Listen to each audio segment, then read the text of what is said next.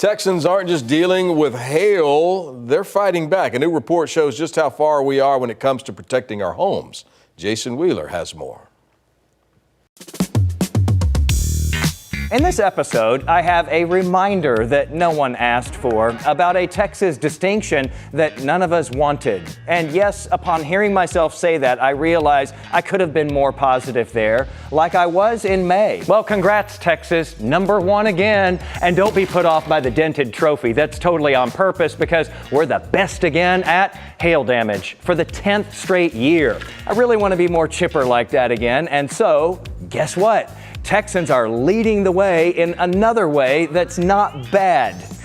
Okay, that didn't sound as positive as I had intended, but this is positive. We've been combating all of that hail by purchasing, by far, the most impact-resistant shingles in the country. A new report estimates Texans snatched up 43% of all of the stronger shingles that were sold in the U.S. last year. And just for perspective, the next closest is Colorado and Missouri at 10%. That's Dr. Ian Giamanco, the managing director for atmospheric science at the Insurance Institute for Business and Home Safety, or IBHS. He acknowledges that impact-resistant shingles can cost more than the regular ones, but perhaps not as much extra as you would think. For just maybe 1 or 2% difference than a conventional shingle, all the way upwards of somewhere that might be 12, 13, 14% higher in cost. But these more expensive shingles can quickly pay off that extra cost because the hardened covering that they provide can bring down your home insurance premiums,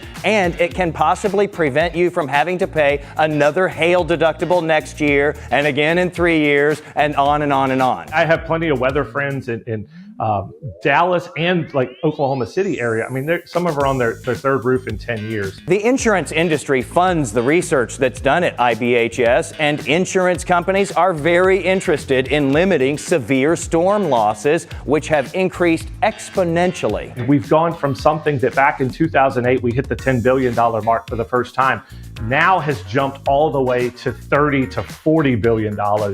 And it's something that just we cannot sustain.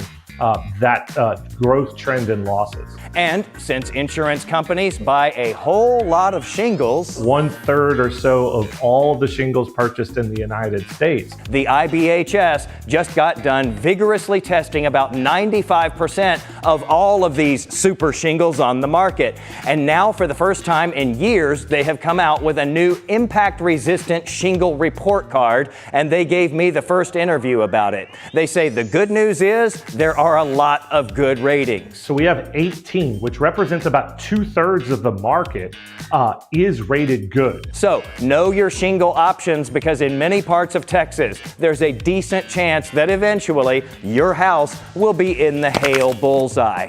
I went negative again there in the end here, but it is true.